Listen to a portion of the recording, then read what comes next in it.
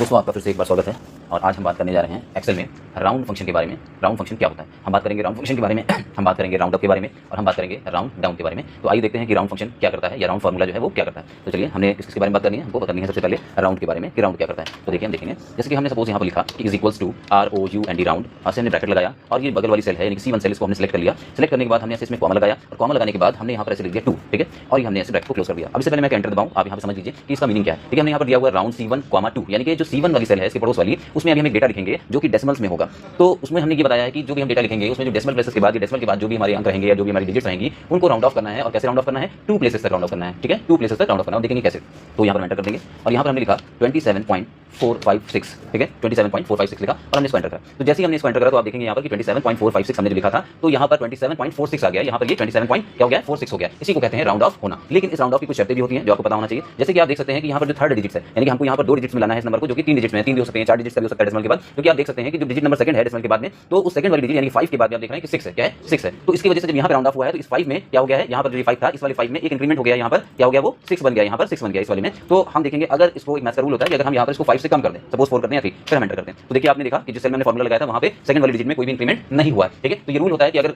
जिस नंबर तक हम राउंड ऑफ करना चाह रहे हैं उसके बाद वाला नंबर अगर 5 या 5 से बड़ा है, 5 या 5 से बड़ा है, तभी इधर वाली डिजिट में जहाँ तक हम राउंड ऑफ करना चाह रहे हैं उसमें इंक्रीमेंट होगा। तो ये समझ में आ गया आपको अच्छे से कि राउंड क्या होता है या राउंड ऑफ भी कह सकते हैं इसको मैथ में। अब हम सीखेंगे नेक्स्ट कि राउंड के बारे में सीखेंगे कि राउंड अप के बारे में, सॉरी। तो यहाँ पे हमने लिखा राउंड अप। अब राउंड अप देखिए क्या करता है, हमने लिखा is equals to round up, is equals to round up. इस सेल को लिया मैंने, कॉमा 2 डिजिट लगाइए, 3 डिजिट लगाइए, वो आपकी मर्जी है, वहीं पे राउंड ऑफ कर देगा। तो मैंने कहा कॉमा 2 ब्रैकेट बनाया, इसको एंटर करा और यहाँ पर हमने सपोज मान लीजिए सिमिलरली यही लिख दिया। तो हमने इसको दिया है कि राउंड अप, क्या दिया है, राउंड अप। तो आप देख सकते हैं यहाँ पे रूल के अकॉर्डिंग, मैथ्स का रूल था उसके अकॉर्डिंग यहाँ पे अप नहीं होना चाहिए था, यहाँ पे 4-6 नहीं होना चाहिए था, 4-5 आना चाहिए था। फिर भी इसने इसको 4-6 बना दिया। क्यों? क्योंकि हम फार्मूला राउंड ना इस्तेमाल करके क्या इस्तेमाल कर रहे हैं, राउंड अप इस्तेमाल कर रहे हैं। ये बात समझ में आ गई।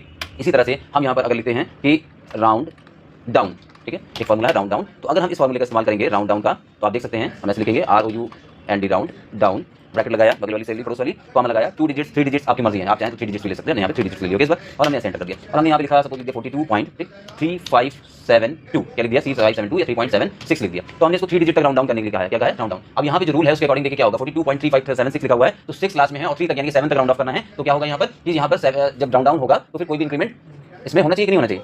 आप देख लीजिए क्या होगा, यहाँ पे 42.357 है, क्या है 42.357। यहाँ पे इसमें 4 डिजिट में 6 था, 5 से बड़ा नंबर था, तब भी यहाँ पे क्या हो गया, 357 की जगह पे 358 नहीं हुआ, 358 नहीं हुआ, जबकि होना चाहिए था। अगर इसी की जगह पे हम राउंड फंक्शन इस्तेमाल करते तो क्या हो जाता, 3.358 हो जाता, लेकिन इसमें नहीं हुआ क्योंकि हमने क्या इस्तेमाल करा है, राउंड डाउन। तो कुल मिला के आपको ये बात समझ में आ गई कि राउंड क्या होता है, राउंड अप क्या होता है और राउंड डाउन क्या होता है। और भी इस टॉपिक पे अगर आपको कुछ पूछना हो तो आप पूछ सकते हैं, मैं उस पर भी आपके लिए बना दूंगा वीडियो। ठीक है, तो थैंक यू वेरी मच।